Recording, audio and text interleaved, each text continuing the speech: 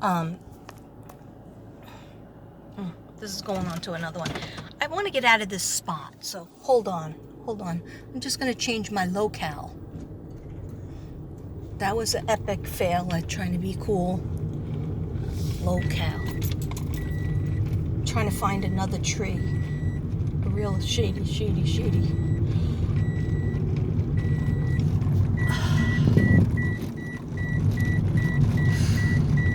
Yeah, so I was gonna go and get like coffee, but I've had 2 cups. It's even so hot for coffee for me. So I was gonna get a Diet Coke.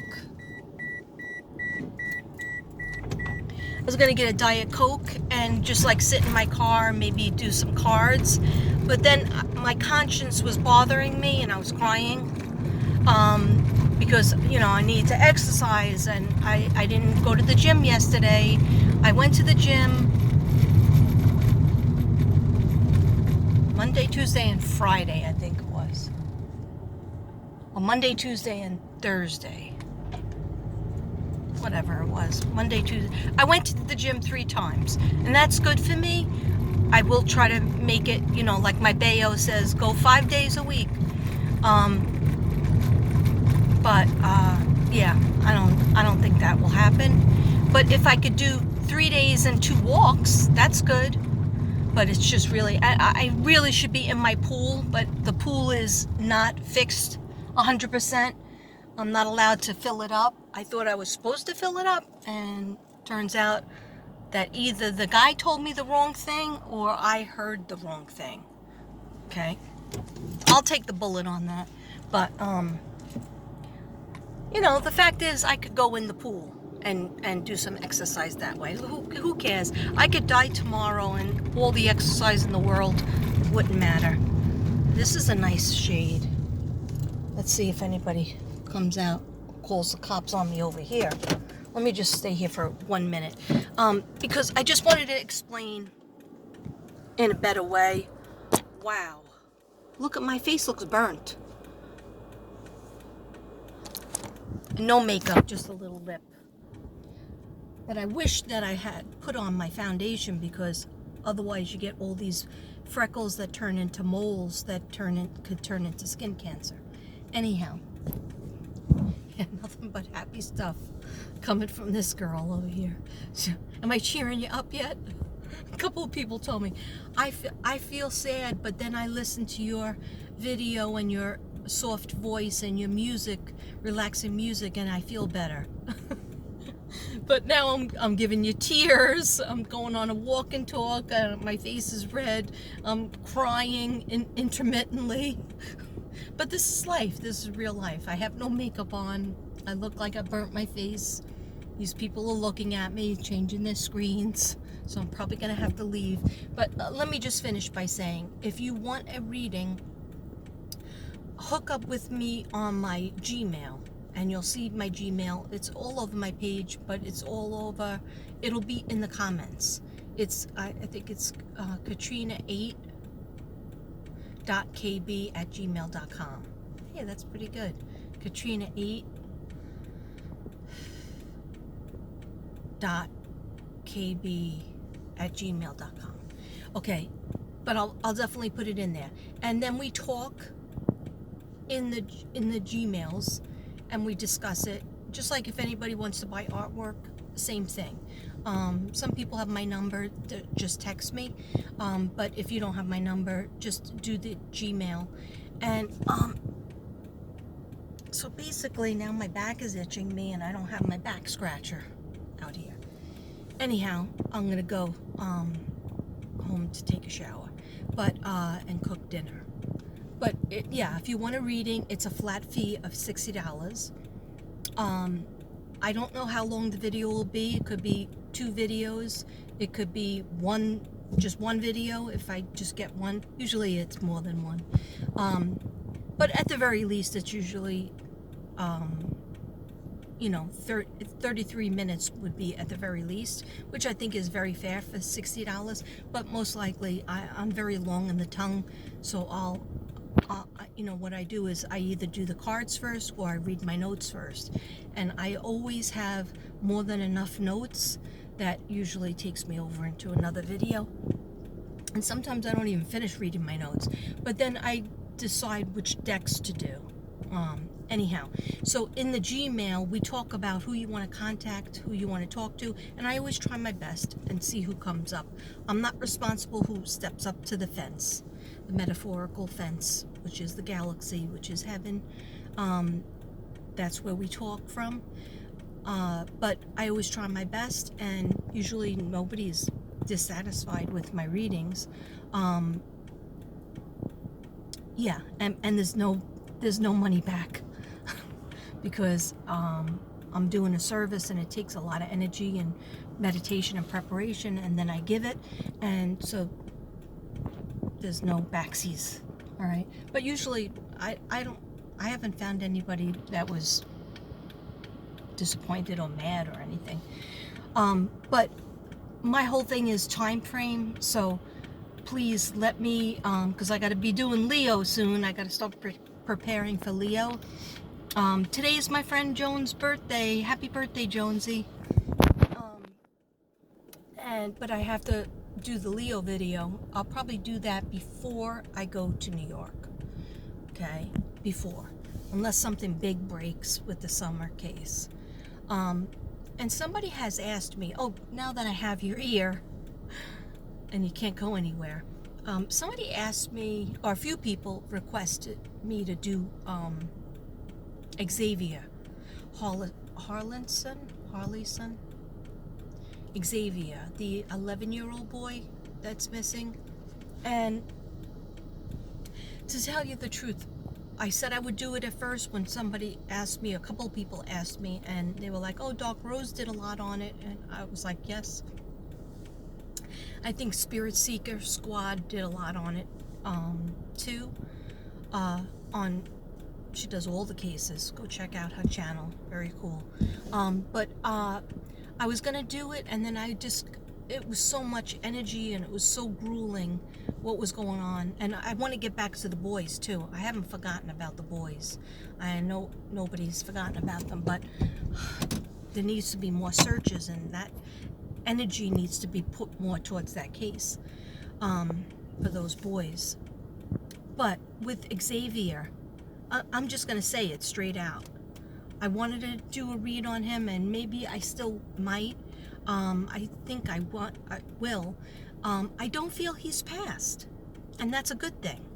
But I'm not 100% sure on a visual of where he is. And I know Doc Rose has a lot on him, so, you should check out her videos on him. But I'm sure you have. But not that we jive. I don't jive with every single reader out there. Like from the start with Summer, I never got trafficked. I didn't get trafficked. Never got. I didn't feel she was taken. Did somebody help hide her body? Well, that could be. Okay. Anyhow, with Xavier, I don't feel that he's in the spirit world. Like with Gannon, I heard it. I knew it. It was a knowing.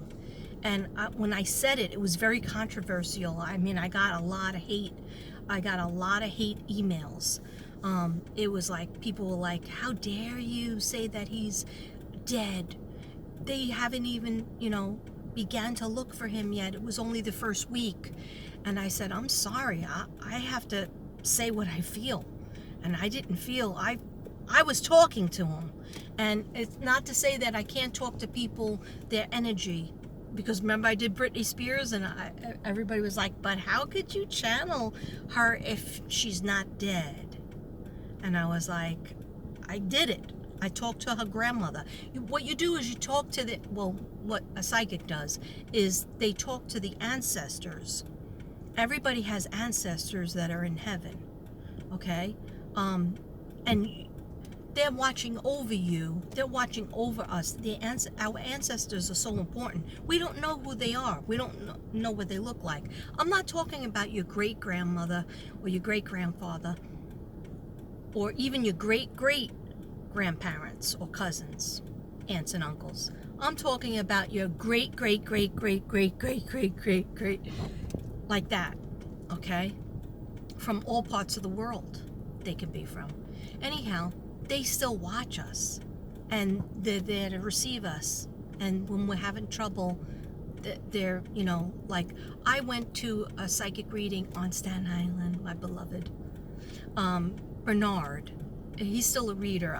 He does private readings now. I think he's on Facebook. His name is Bernard, and an Italian last name. Anyhow, I'll try to look it up for you if anybody cares. Anyhow, he starts telling me about these older people that are watching me, and I just want to talk to the same people. I want to talk to my mom, of course, my dad, I don't mind, and I wouldn't mind talking to my Aunt Winnie. She doesn't always come, and I would like to talk to my nephew Patrick, and now I have another nephew in heaven, Sean. But at this time, Sean was still alive.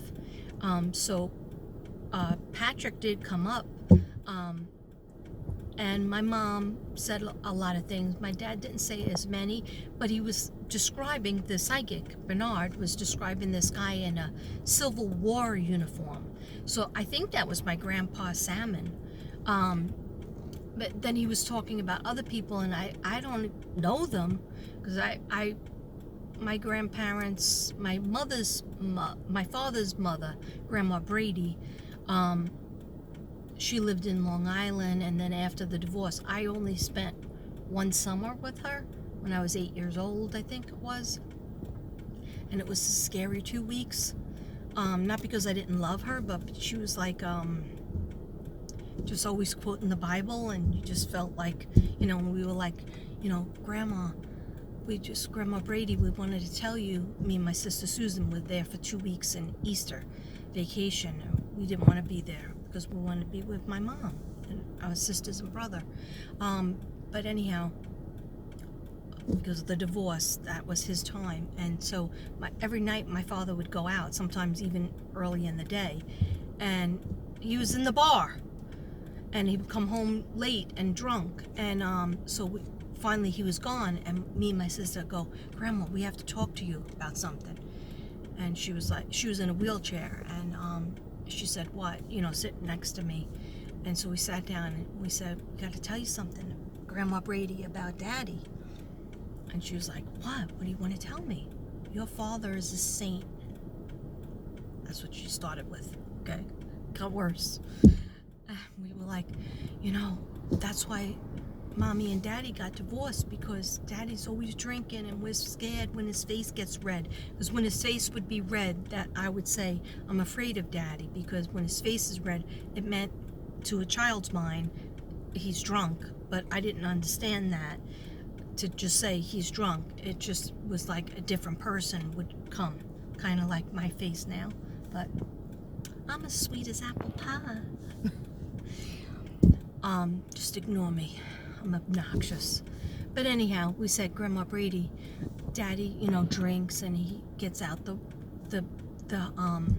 belt and hits us, and and he hit Mommy with a baseball bat, and that's why they got divorced. And you know, we don't want him to drink anymore because it's bad for him. And she said, how dare you?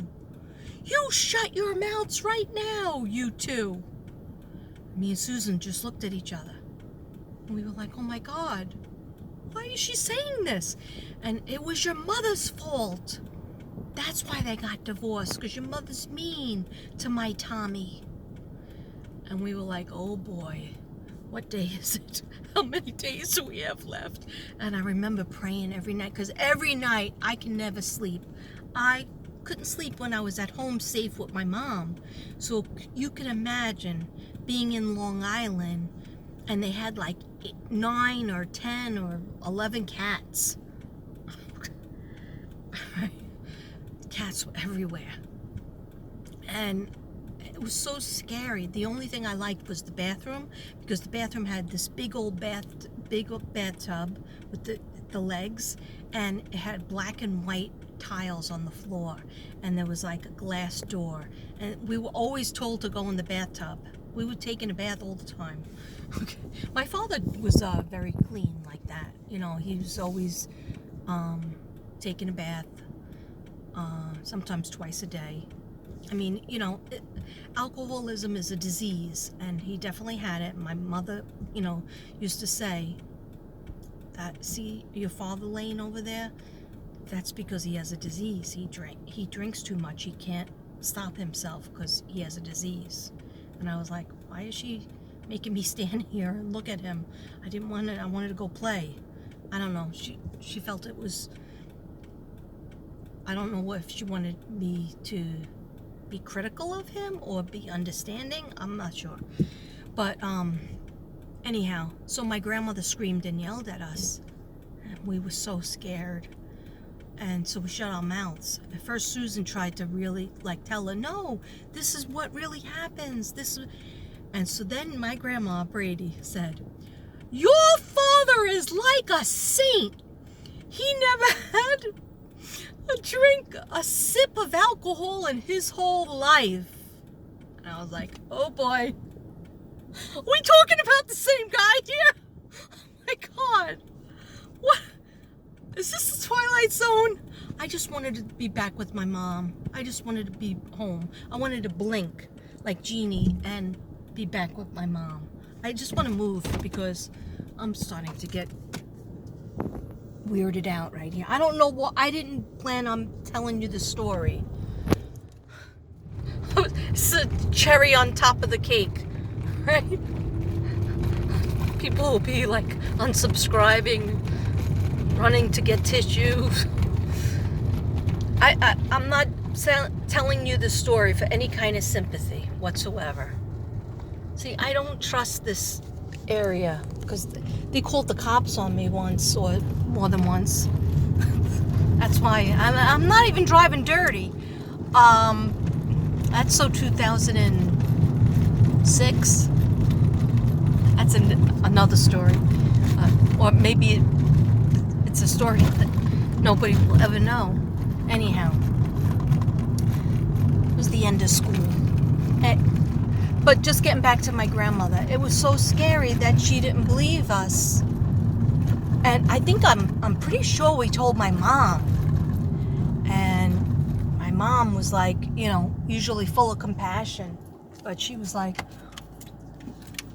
oh yeah, you probably shouldn't have said anything because the Bradys are liars. And I was like, but aren't we Bradys? And she was like, well, no, I mean, your father's mother and your father's sister, everything in their eyes, everything's hunky-dory. That Tommy is a saint, you know, they treat your dad like a saint, like as if he's a saint. And she goes, they're afraid of him because my Aunt Margaret lived there too, in this house in Long Island. And she had a daughter, my cousin Kelly, who used to kick us all the time.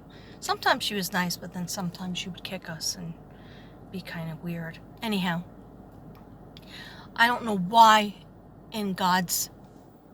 Oh, this is the house that she called the cops on me several times. But I sit here because it's shady, so I probably shouldn't... Shady Brady. My brother was in Golden Gloves, and his name was Shady Brady, and he had a satin green robe with a big 4-leaf clover on the back of it, and it said Shady. And then I think on the front it said Brady. Or maybe it said Shady Brady in the 4-leaf clover. Anyhow, I want that robe. He probably still has it. I would like that robe. Satin. I probably wouldn't fit into it because I'm too fat. And he's tall and skinny. Anyhow, so my grandmother saying, I was so upset because I was like, oh my God, we thought we were going to be saved. Like we were going to be safe. Like she was going to talk to her son, our father, and straighten him out, and everything would go back to normal, and he would apologize to my mom, and my mom would take him back, and they would get married, or they would just stay divorced but get along. He would stop drinking, and we would have a nice life. Well, so she screamed at us. I don't know if we got hit, We had to do Bible prayers. We had to stay there and pray, and then I think she sent us to the room, to pray to God to forgive us for saying such bad things about our father, and if we were bad, if we said anything else, she was going to tell our father on us. So Susan always had a plan, right? Susan was good with, like, just stick to the plan. So Susan was, like, good with directions and locations. So every day, like, we were left alone, like, to go outside, like Long Island, I guess, is part of Brooklyn. I don't know. I'm so bad with directions. Okay, so Long Island, yeah, I think it is part of Brooklyn. Okay, whatever it is. It's not Staten Island. So anyhow, every day we were allowed to go out and go to this park. I don't know why we didn't really go with Kelly. Kelly was like 4, and I was 8 and Susan was 9. So I don't know why we were allowed to walk around. But anyhow, my father was, like, out. He's just out. Like, as if, almost like he was out going to work. But he wasn't going to work because he didn't work in Long Island. So anyhow, who knows where he was. So we would go, Susan goes, this is what the plan is. Just say your prayers like Grandma Brady says to do. In front of her, she would tell us to repeat these prayers. That's why it creeps me out when people are Bible bashers. And then, so she goes, this is what we'll do. We'll go for that walk and go to that park that we always go to. I think it was kind of close to the house. She goes, but I saw a phone booth that was there, and I'll try to find some coins, and we'll be able to call Mommy. And I was like, oh, really? Because you'd think we'd be allowed to use the phone in the house. No. My father was like, you with me now. You're with her all the time. Now you're with me, so you don't need to talk to your mother. And I was like such a mommy's girl. And I mean, Susan was too. Susan was afraid too. But Susan could fall asleep. I couldn't fall asleep. I don't know. I think I was up for 14 days. And the secondhand smoke, I remember his car was all filled with the smoke. He'd go through so many packs of cigarettes. And sometimes pull over and leave us in the car while he went in the bar. Okay, so yeah, it was a fun childhood. So that's why, my mother was so good. My mother was the mother and father that I needed. Anyhow. So Susan goes, we'll go to that phone booth and we'll call Mommy. And she goes, I know the number by heart. You know the number by heart. Because my mother used to make us recite our address and a phone number in case we got lost or something. So we did that. And I was like, oh, thank you, Susan. That's great. That's a good idea. And then Mommy will come get us. And she was like, maybe. I guess so, if we tell her that he's going out drinking every night and we don't see him. And so it kind of worked against us. She kind of up Schitt's Creek because what happened was we call. I don't really remember hearing my mother's voice that much, but we called. She was working probably. Anyhow, we got in touch with her, so she must have called my Grandma Brady, right? They had the old-fashioned phone, the rotary dial. And after that, I think we got hit with the belt because I think my mother said, my kids are supposed to be with their father and seeing their father, and their father's supposed to be hanging out with them, providing for them, and instead, they're not. You're in the bar or something like that. He's in the bar. I don't even think she spoke to my father because she didn't speak to him after the incident.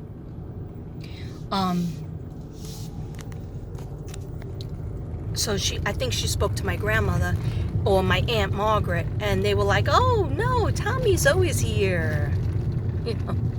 So my mother knew the gig, but I think it worked out pretty bad for us because my father was super mad at us.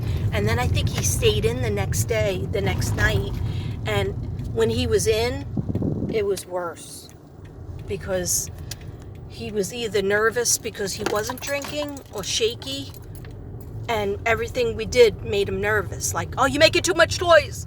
You're making too much noise. You're making me nervous. You don't do it that way. Comb your hair. Like he was just all on edge because it's a disease, and he probably needed some sort of medication, but his medication was drinking, and we all know how that goes. So I am home now, and I have no friggin' idea if I'll even upload this because it's so wacky. But it's just a little snippet into my world. I don't know why it makes me feel better to talk about it. The rest of my family don't talk about it, and probably if you ask Susan, she would say it didn't happen that way. Everybody has their own perspective, but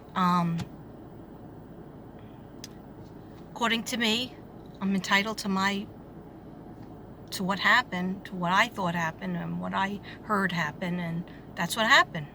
She said, my Tommy has never had a drop to drink in his whole life. What are you going to come back with? What are you going to come back with at 8 years old and 9 years old? I don't know. I just prayed. Oh, here's my point. I'm leaving that air on. I prayed to God, please help us to get back to my mommy. Please help us to get back. Because we had to go in his car, and it was a long trip. I remember he was complaining that it was a long trip, but he was like, your grandmother needs to see you. And it wasn't like I saw my other grandmother that much that lived in Brooklyn. She died when I was 6, and my grandfather died when I was 4. So basically I didn't, and my father's father died when he was 2, so Grandpa Brady, so he never even really had a father. He didn't have a father. He grew up without a father. So anyhow, sorry if I depressed you. Namaste, everybody. You know what? If you feel sad, cry it out. Go for a walk. Go get yourself a Diet Coke. Talk to somebody that you love or that loves you, and you'll feel a little bit better. Namaste. I might come back later and do Scorpio.